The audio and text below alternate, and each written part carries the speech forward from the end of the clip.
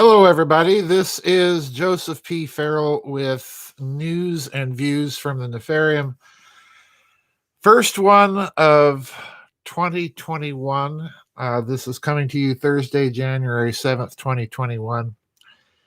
And I wish I could wish everybody Happy New Year. I do wish all of you a very Happy New Year. But 2021 is certainly off to a rocky start.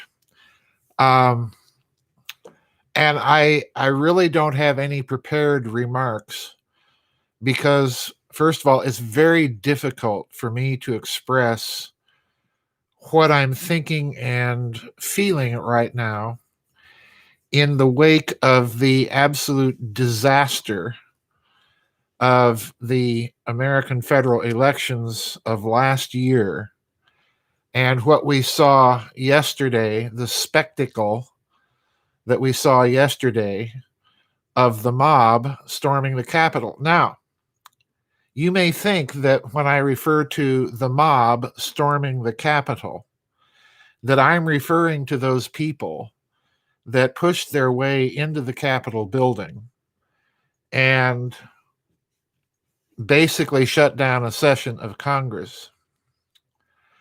I'm not referring to them because primarily what it appears to my eye to have been was a few agents provocateurs infiltrating a rally and driving it into that sort of activity.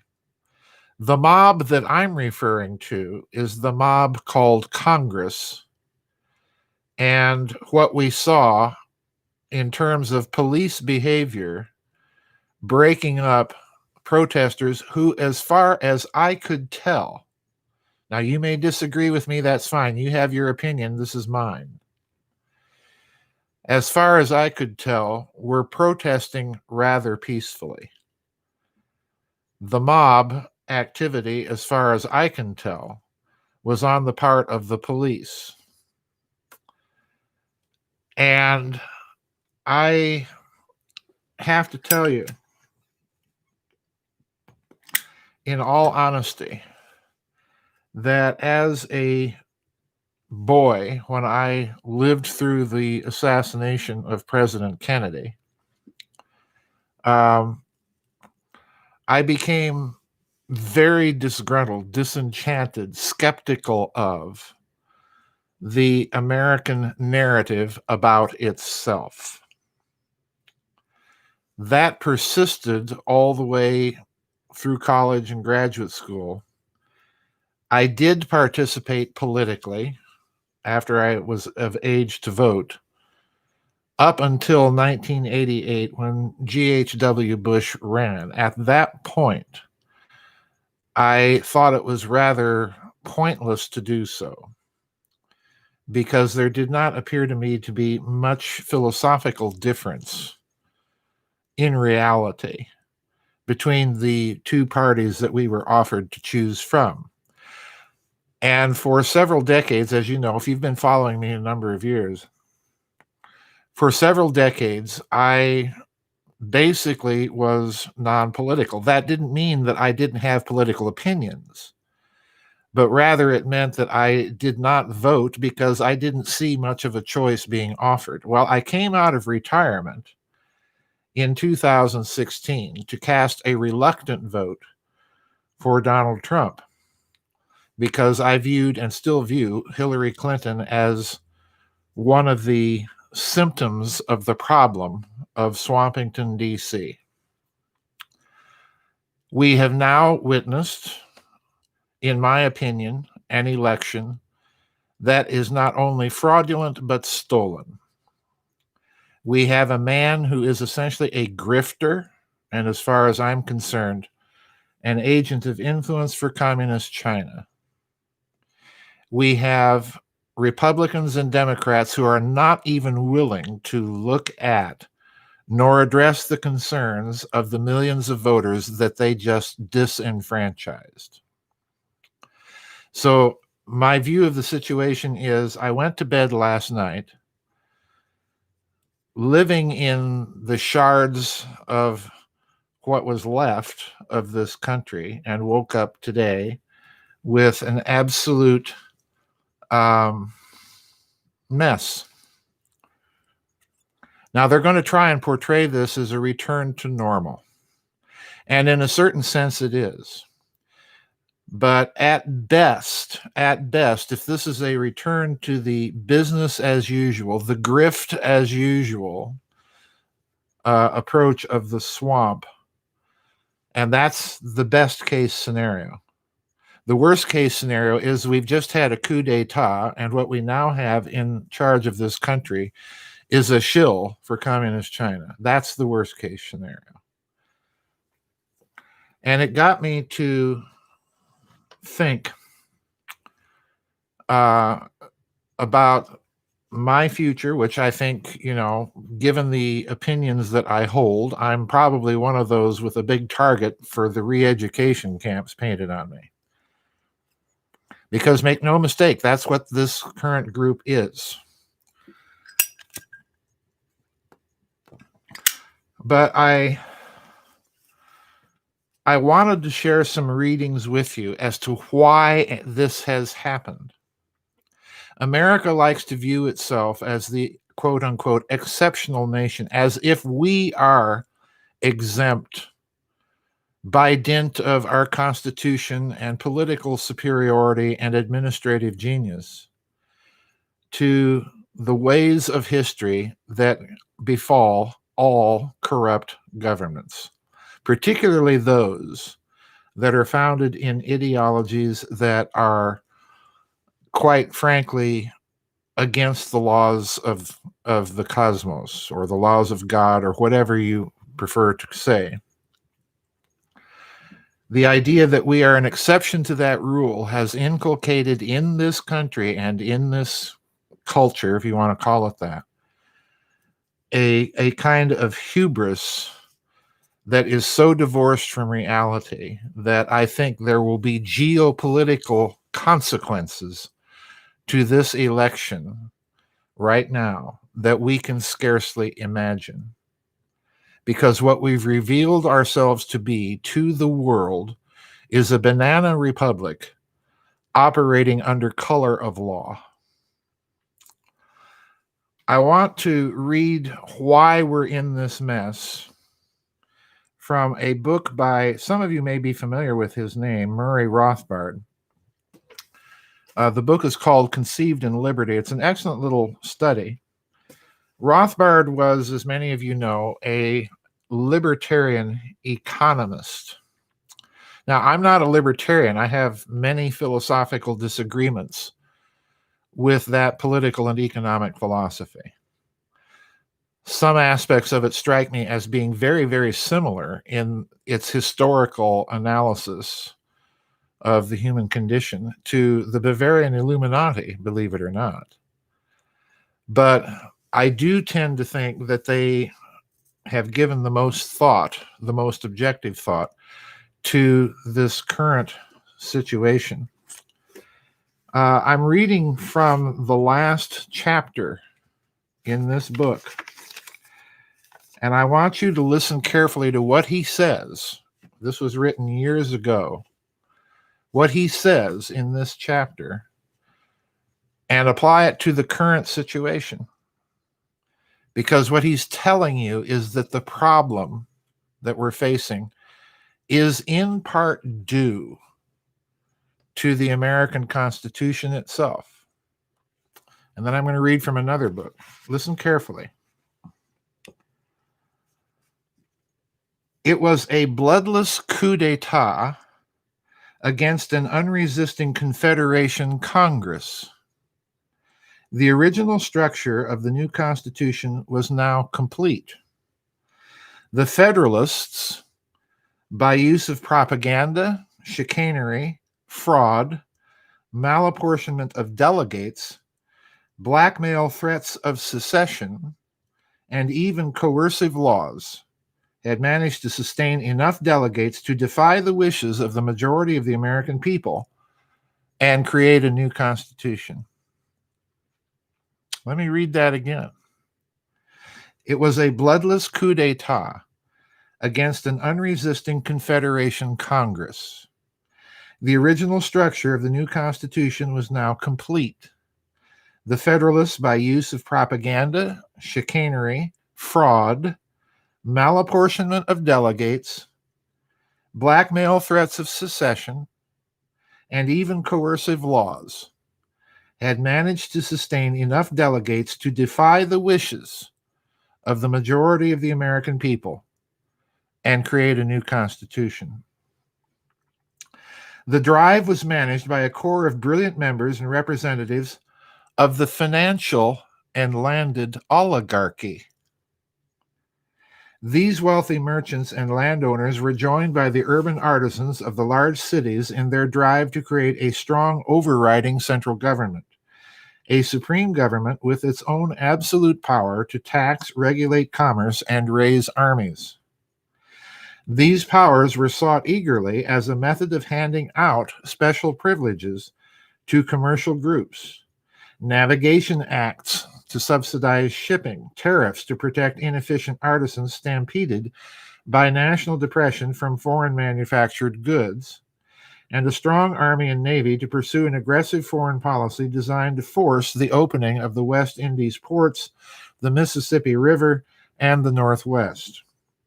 And to pay for all of these bounties, a central taxing power would be harnessed that would also assume and pay the public debt held by wealthy speculators. But government, by its nature, cannot supply bounties and privileges without taking them from others.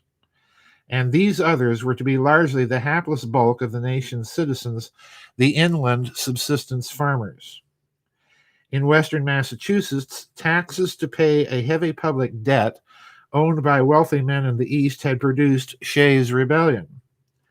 Now, a new super government carrying out on a national scale the mercantilist principle of taxation, regulation, and special privilege for the benefit of favored groups, the few, at the expense of the bulk of producers and consumers in the country, the many. And while to acquire sufficient support, they had to purchase allies among the mass of the people, exempla gratia, urban artists, the major concentration of benefits and privileges would undoubtedly accrue to America's aristocracy. As part of the agreed-to division of the coming spoils, the Northern nationalists, though permanently abhorring slavery in a region where it was not viable and was being abolished, rather swiftly moved to protect and even encourage slavery in other regions in order to obtain support of the Southern nationalists and thus the Constitution. Remember the words of Lincoln: "My purpose is not to abolish slavery in the slave states. If I can save the Union by not abolishing slavery, I'll do it. And if I can save the Union by abolishing it, I'll do that too." To these nationalist leaders, abandoning the slave to his fate was a small price to pay for a strong central government to further markets for northern merchants and shippers. I'm skipping several paragraphs here.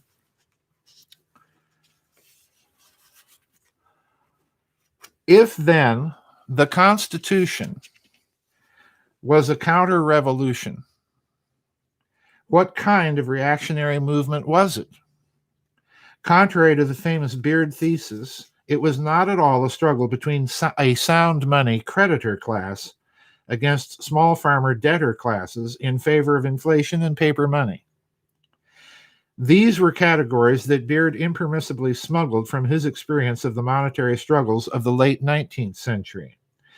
It is impermissible to speak of debtor and creditor classes, for these are categories that shift from month to month and even day to day.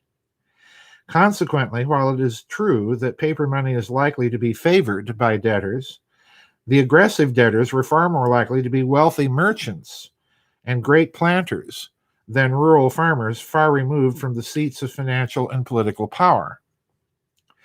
Wealthy mercantilists have higher credit ratings, can do more with borrowed money, and have a much stronger political connection that allow them to secure favorable legislation. In truth, most groups, especially most of the wealthy, favored paper money. The difference came largely in the ways in which that money could be emitted and in whether legal tender laws could accompany them. The oppressive form of debt against which, listen carefully, the oppressive form of debt against which, for example, the Shiites rebelled was not private debt, but public debt. Idem est against the fastening of a Revolutionary War debt owned by the wealthier classes upon the masses and small farmers who would be taxed to pay for it. The constitutional counter-revolution, then, was not a struggle of sound money men against inflationists or creditors against debtors. Jackson Turner Main's brilliant demonstration that it was a conflict of commercial versus non-commercial factions can be subsumed under a broader truth. It was, as Patrick Henry grasped, a struggle of power and privilege, and to a lesser extent of aristocracy against democracy. Those familiar categories can also be subsumed in the liberty versus power dichotomy. For while aristocracy was the most determined to acquire special privileges, they could not have won without the lures of apparent privileges offered to the urban artisans. And now, skipping all the way to the end. The Federalists, on the other hand, in their faith in quasi-monarchical power, especially with themselves in the driver's seat, are strongly reminiscent of the Tories, another indication of the continuity in the ideological struggle and of the Federalist movement as a reaction against the spirit of the American Revolution. Forrest MacDonald is the latest historian to treat the adoption of the Constitution as a counter-revolution in restoring Toryism. However, in contrast to the early historians of a similar view, MacDonald extravagantly eulogizes this process. Apparently, for MacDonald, the American Revolution was the first step down the inevitable road to Bolshevism, a fate from which America was saved only by the miracle of all ages to come of the Federalists, giants who spoke in the name of the nation. Happily for MacDonald, the giants triumphed instead of those who in 1787 and 1788 spoke in the name of the people and of popular rights. Overall, it should be evident that the Constitution was a counter-revolutionary action to the libertarianism and decentralization embodied in the American Revolution. The Anti-Federalists, supporting states' rights and critical of a strong national government, were decisively beaten by the Federalists, who wanted such a policy under the guise of democracy. Notice what he said, under the guise of democracy, in order to enhance their own interest and institute a British-style mercantilism over the country. Most historians have taken the side of the Federalists because they support a strong national government that has the power to tax and regulate, call forth armies, and invade other countries, and cripple the power of the states. In other words, let me pause. It was all about establishing an oligarchy, a plutocracy behind color of law in order to establish a British-style, here it comes, empire. The enactment of the Constitution in 1788 drastically changed the course of American history from its natural decentralized and libertarian direction to an omnipresent Leviathan that fulfilled all of the anti-federalists' fears. With the ratification of the Constitution and the Bill of Rights, I like to call them the Bill of Afterthoughts, because had those things been important, they would have been put in the preamble of the Constitution, wouldn't they? The new government was now a fact, and the anti-federalists would never again agitate for another constitutional convention to weaken American national power and return to a more decentralized and restrained polity. From now on, American liberals, relying on the Bill of Rights and the 10th Amendment, would go forth and do battle for liberty and against power within the framework of the American Constitution as states' writers and constitutionalists. Their battle would be a long and gallant one, but ultimately doomed to fail, for by accepting the Constitution, the liberals would only play with dice loaded implacably against them. The Constitution, with its inherently broad powers and elastic clauses, would increasingly support an even larger and ever more powerful central government. In the long run, the liberals, though they could and did run a gallant race, were doomed to lose, and lose indeed they did. In a sense, the supposedly unrealistic radicals who would totally reject the Constitution and try to render it asunder in different ways and from very, very different perspectives, exempla gratia, the whiskey rebels, William Lloyd Garrison, John Brown, and the secessionists of the South, would be far more perceptive about the realities and potentials of the American constitutional system than those working within it. And that was Murray Rothbard several years ago. In fact, I believe several decades ago, writing about the Constitutional Convention and our current system of government. In other words, what he's saying is it was an oligarchy cloaking itself as a republic under color of law that was designed to create an empire, and ultimately, with so many short circuits in it that any so-called populist expression of national will could be short-circuited. So in other words, what we saw yesterday is built in. It's endemic to the system. It's endemic to the system. And it's time to wake up and realize that maybe those anti-federalists had a point, and that the Hamiltonians have fastened an absolute monster onto this country. Now, I want to read, as I said, a second. They are. Luis Nunez in the chat room just said something very interesting that I totally agree with. The Austrian School of Economics are great as historians as they are useless as political theorists. Like I said, I'm not a libertarian. I have some profound issues with that political philosophy. All right. I want to refer to a second book. We've got the libertarian perspective. Now I want to get a liberal perspective. In other words, a perspective from a classical sort of centrist left individual. His name is Morris Berman. The book was written actually several decades ago, or a few decades ago. No, not a decade, about 8 years, 8 or 9 years. It came out in 2012. The man's name is Morris Berman. The book is titled Why America Failed: The Roots of Imperial Decline. And I just want to read a few snippets from this because, again, he's putting his finger on another aspect of the problem, the one that I'm calling the cultural problem.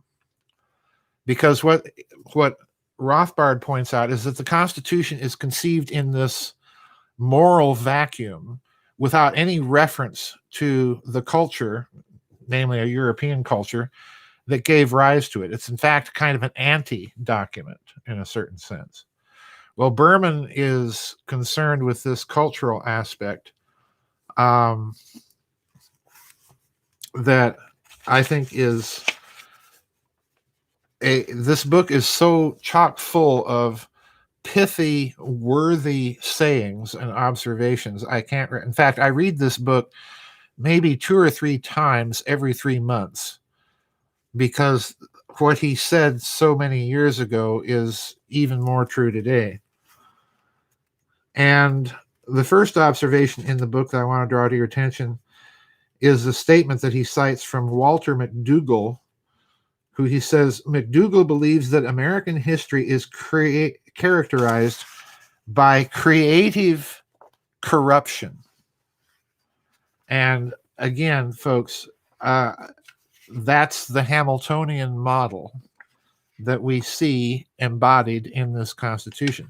Let me point out to you that many of the founding fathers, particularly those at Philadelphia, had read a very interesting book by Cardinal, it was either Contarini or Sarpi, I forget which one it was, but it was a Venetian cardinal that wrote a book about the history of the most sublime republic of Venice, going into its institutions and so on. But the thrust of the book is to show that what Venice really was, behind the facade of a republic, was an oligarchy, a plutocratic oligarchy that was trying to create a commercial empire, and did so rather successfully. And that this was a book that was influential on some of the founding fathers. Never forget this fact. So in other words, they moved from the swamp in Venice to the swamp in Amsterdam, to essentially what becomes a moral swamp in the city of London, and then transfer headquarters once again to the swamp that became Washington, D.C., which is why I like to call it Swampington, D.C. So in other words, we're looking at a paradigm of polity that has been with us for about 1,000 years, and all of this talk about Great Reset and so on and so forth is just more expansion of the same old, same old. Culture, individuals, morality, all of that stuff be damned. Berman makes the point in this book that American culture is essentially a hustling culture. It's a grift. It's all in the pursuit of economic power. And we certainly saw what that culture operates like yesterday. But I want to read an observation that he made citing a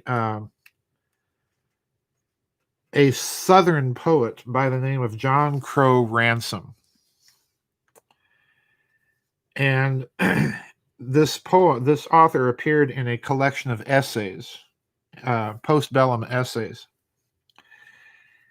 And he says, and this is Berman quoting John Crow Ransom, quote, "The South is unique on this continent for having founded and defended a culture which was according to the European principles of culture," unquote. The Southern states, wrote the playwright Thornton Wilder, constituted, quote, "enclaves or residual areas of European feeling," unquote. Europe had a maturity of mind, he said, whereas most Americans were in a state of arrested adolescence.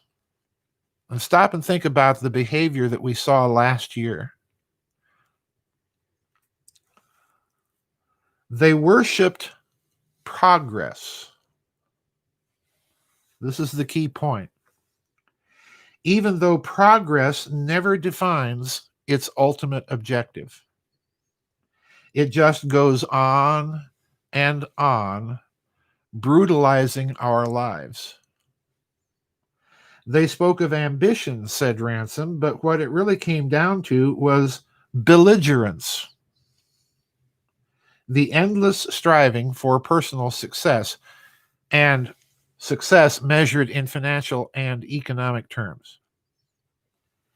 Real community was not possible under these conditions, a prediction that has been proven tragically true.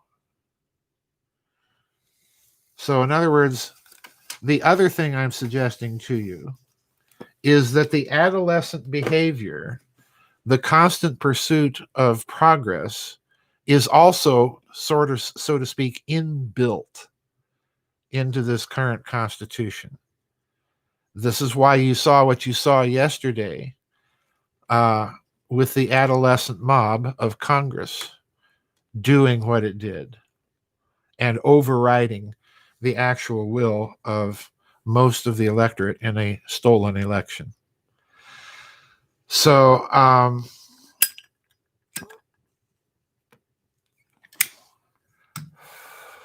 I don't know where we go from here, quite honestly, folks.